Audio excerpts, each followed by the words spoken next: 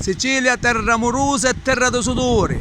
A come vedete da sud ci sono gente che ancora hanno coraggio di fare e travagliare la nostra terra bella siciliana. Donne ci sono mantorleti, significa minnole, ficutinia, i migliori del mondo. Come Forminto ne parliamo, la Sicilia è un prodotto veramente storico e non lo so perché lo Stato ne è venuto con la Cina che ne fa mangiare monnezza. Portiamo Forminto, portiamo minnole, portiamo tutto dall'estero, in cui noi andiamo in Sicilia abbiamo i migliori prodotti veramente che è spettacolare. Oggi come vedete da sotto c'è gente che ci crede nella nostra terra siciliana, terra amorosa, terra di sole e terra di sudore.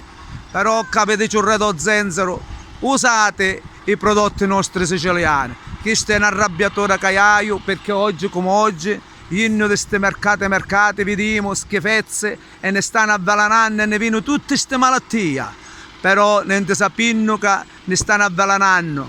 Io vi dico forza Sicilia, forza Dio Signore che sta travagliando la terra e non abbandoniamo sempre, non ne scoraggiamo e forza veramente tutti. Un saluto dal Re dello Zenzero, un abbraccio a tutti e coraggio siciliano. Travagliamo a vincere noi, ma non un Stato corrotto. Arrivederci e buona giornata a tutti.